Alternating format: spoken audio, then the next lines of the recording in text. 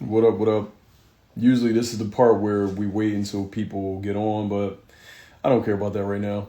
Um, I have to record the audiobook.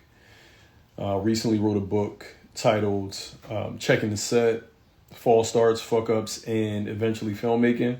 It's a filmmaking memoir. Yeah, I'm that age. I was currently in the process, and what I did was I thought that I should go live. I don't know why. I rarely go live, but here we are in my makeshift studio, and I'm going to record a chapter. So y'all get one chapter out of this book for free. And this is like way, way before it comes out.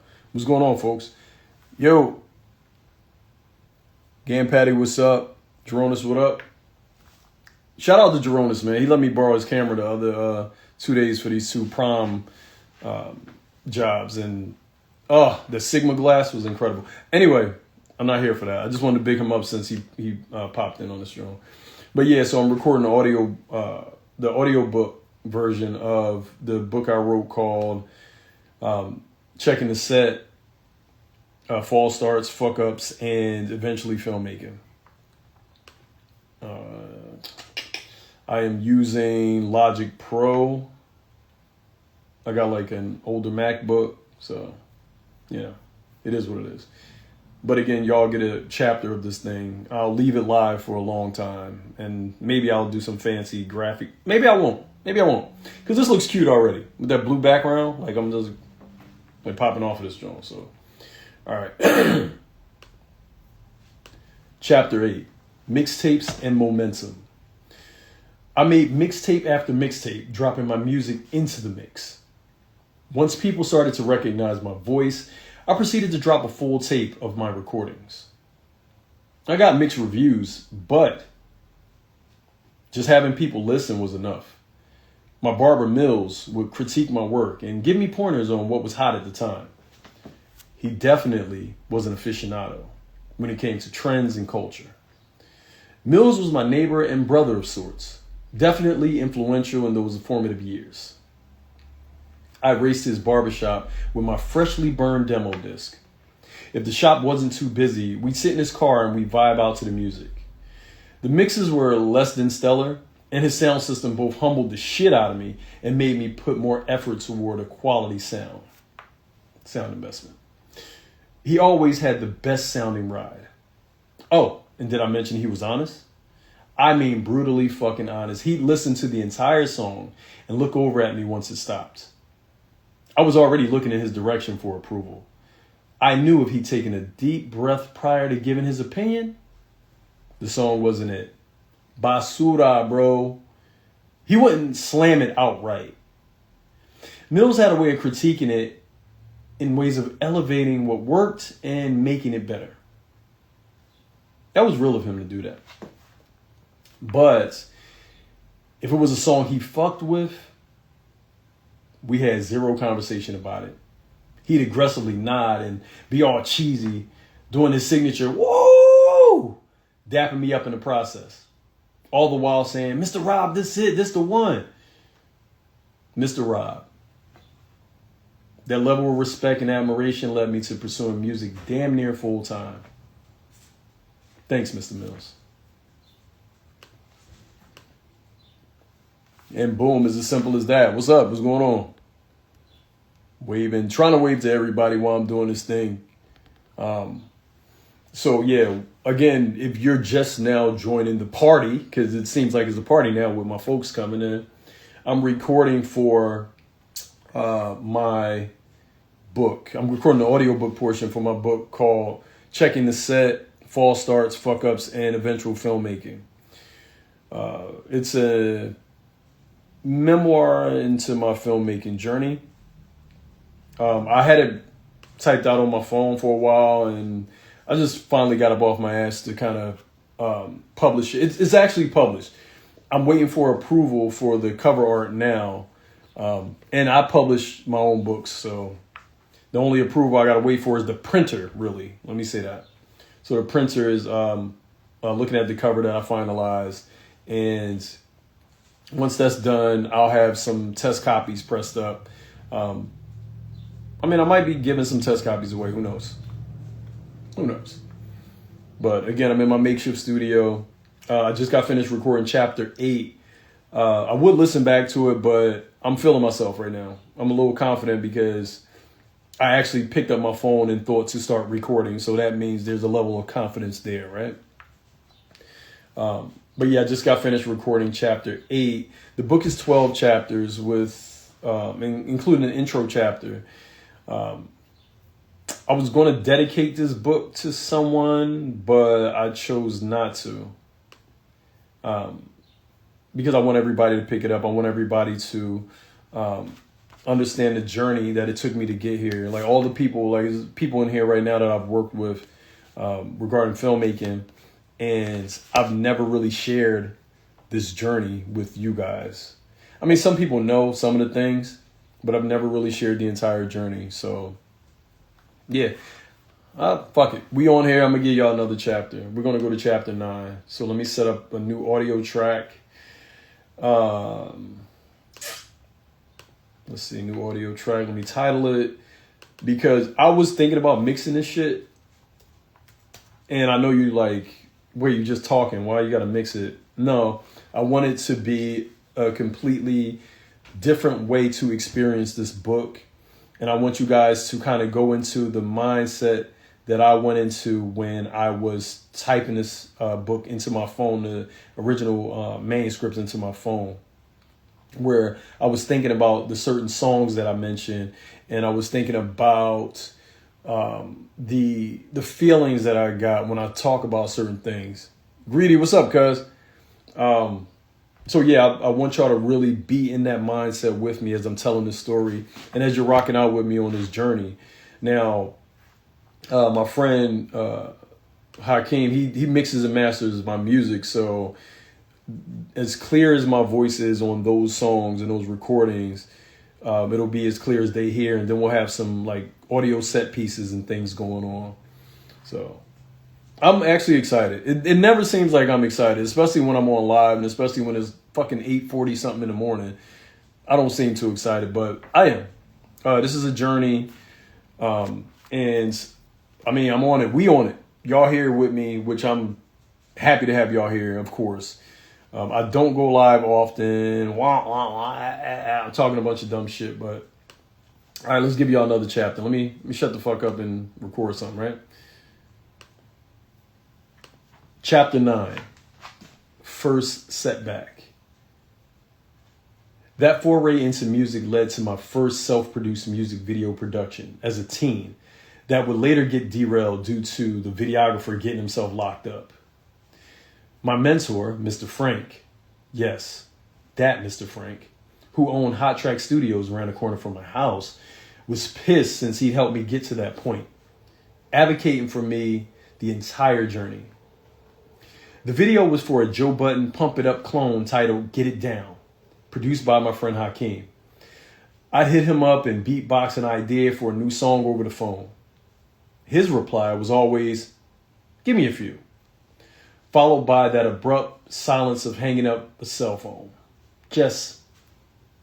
Yeah. I paced for a bit, anxiously awaiting a call back. In less than an hour's time, he'd have a beat tailored to my original idea. He's a master craftsman, to say the least. Hakeem would also offer some guidance involving my writing style. Get It Down featured lyrics I now cringe at the thought of listening to.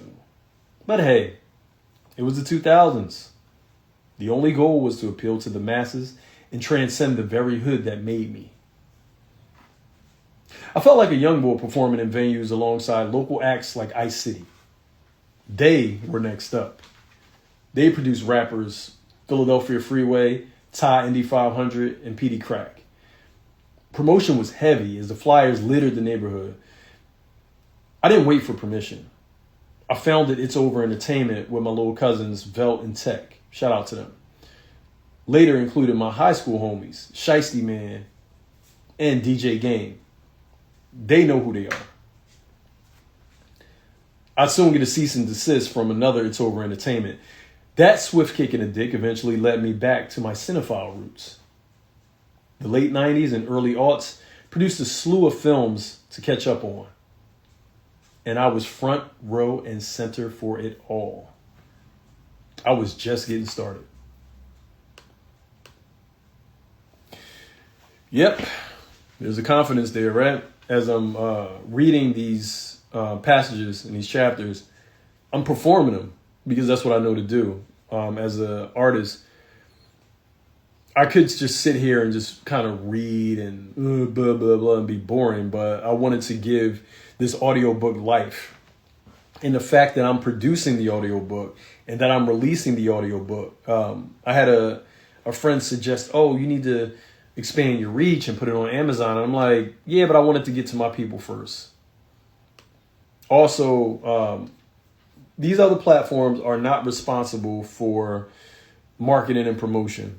What it is just that they have a name and they're a platform where your ideas sit and collect dust. Like if you're not telling people about your product, then, and I'm not saying that that's not a way to go. For people who are, for creatives who are wanting to start this thing, you can always hit me up too. Like my emails are open, soundinvestmentmedia@mail.com. I do consultations and stuff. I haven't done many this year because a lot of like tragedy has struck. But other than that, like I'm back to doing all that stuff again. I'm trying to get my life back. Anyway, those platforms, they cool. But for me, I've been, I could kind of say hyper independent my whole fucking life. So when it comes to this, it's like I control all this. And I perceive some people thoughts as think I'm just wanting to be in control of all of it. Yes. Damn it. Yes. I want to be in control of all of my shit so I know where everything goes. And I want to be able to dictate where the shit goes. And not to diminish it by calling it shit, but I want to see where all this stuff goes. I'm over. Thank you. Amen. A fucking man. I don't know if you're supposed to say that, but I got kicked out of church as a kid, as it's told in the book. Anyway, I say that to say I'm tired of always waiting for opportunity. I was tired of waiting for opportunity, but now it's like I'm just taking it, and I get a lot of help. Don't get me wrong. I'm independent as fuck, my niggas. But what's happening is I get a lot of help. Just like I shouted out Jeronis in the beginning, I get a lot of help. People are willing to guide me and assist me. And I always look for people who are doing the things that I'm doing or doing them at a higher capacity, because that's the only way that you learn. You can't, in my opinion, you can't go into a room being a know-it-all.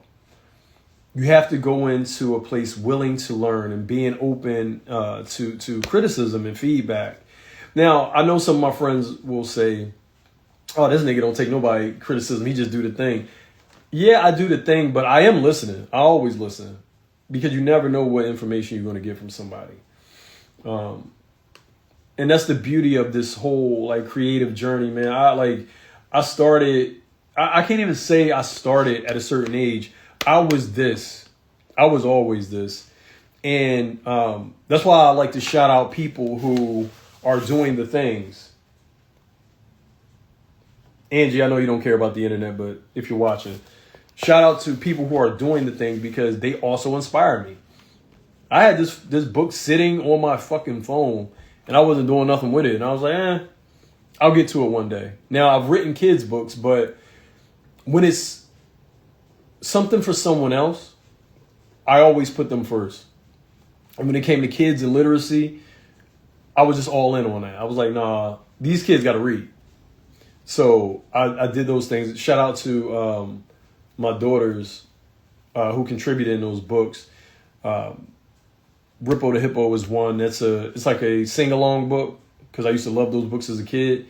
And shout out to my daughter Maori, who is my first book. It's called Maybe Baby, and it was just a book about her. It was started out as a book to teach her how to read. And I chose to go to daycares and tour with the book, and it became a thing. And it sold really well. I got to really start marketing that again because it did what it was supposed to do. It was a literacy tool for children ages damn near 0 to whatever. If you couldn't read, you picked that book up. It was an easy read for kids. It was fun. It was bright. It was about our journey as father and daughter. I don't even look the same. I mean, not saying I ain't cute, but I was younger then because that book was in 2017. So damn near 10 years ago. So for the 10th year, I'm going to have to revamp the marketing and put that joint out again. Yeah. But yes, I'm just kicking my little tripod around. But I say a lot of that to say, if you're a creator, you're creative, keep creating, right? Don't let nobody tell you what you can do and when you can do it. I was looking for management years ago, and the manager, I laid out everything that I wanted to do, which is all said and done now, right? But I laid out everything. I said, hey, I want to produce movies. I want to produce short films. I want to produce books. I want to produce albums. I want to get into voice acting. I want to do this and that and the third. I want to, do an eventual show, which is the Call a Spade show now. But it started out as the call and response show with me and my little brother and my niece. I wanted to do all that. And the manager looked at me like, I think you need to focus on one thing. Now, don't get me wrong. Having ADHD, that's not the thing to tell me. Not at all. What I did tell him was just short of kiss my ass, basically. Because I knew that I can do all the things. And that's why I encourage people, like everybody who's around me, I'm going to encourage you to do the things. Fuck it. Fuck it. Who going to stop you? Who going to tell you no? And it's not about being liked. It's not about being accepted. It's about focus. And I know I just said I wanted to do all these things. And when this dude told me focus on one thing, it's because he told me focus on one thing and forget about the rest. Or that's how I heard it. So I didn't like that. And I just did the things. But to you don't even have to be a creative. To anybody who has a dream, here's the motivation shit, right? Anybody who has a goal, has a dream, stop waiting. Get around people who doing the thing, see how they're doing the thing, and do the fucking thing. It is not hard, especially not in 2026. I didn't want to date this video. Ugh. But not now. Not in 2026, where it's so many tools available to us to do these things. And I'm talking about all the things. It doesn't matter what you want to do, what you strive to do. If you want to be an electrician, you want to be a carpenter. Nigga, I rewired some shit in my house. Now, I have prior experience. Matter of fact, shout out to Jeronis again for giving me a job. What's up, Bands Up? Shout out to Jeronis again for giving me a job in the electricity field, I guess. I don't know. We got a really funny story about me dropping a bulb at one of the stores that we were working on. Also, we got a less funny story about when we were in a Best Buy. Was it Best Buy? It was one of those warehouses. And I was on a ladder. I forgot how many feet up. And this nigga kicks the bottom of the ladder. Crazy. But he taught me a lot in that field, whereas though I was able to do light electrical things around the house. I ain't going to say I rewired the whole house or nothing, but he taught me enough to be confident into stepping into that stuff. Also, shout out to my grandpa, who was an electrician as well. But my grandpa taught me how to, do electrical work involving cars mostly. Early bird gets the worm. So you have to get out and do these things. And get around the people who doing them. If you want to learn something, if you want to learn a skill, you want to learn a trade, Get around people. I don't care how old you are. You're never too cool to take an internship or something. You know what I mean? Get around people. Bands Up will tell you. I let him know early on when I first found out that he was rapping. I said, you can ask me any question you want. I'll be there for you. I'll help you out, whatever. He recently came to my house and we produced a series, an interview series for him where I wrote original questioning for him. I had him sit on the couch, one-on-one style, and we talked about his latest tape, The Raw Era, and which is a fantastic tape, by the way. I don't say that lightly. Like, I got to hear an early version of it, and it's a fantastic tape. So shout out to him. Check that out. But yeah, we got together, and again, it's the same advice I'm giving everybody now. Get around the people who are doing the thing you want to do. See it for what it is, and do it. Just do it. That's all. This video will be posted on Instagram for a while. I'll leave it up. Fuck it. I'm going to get back to recording. Y'all have a good one. Peace and grease, niggas.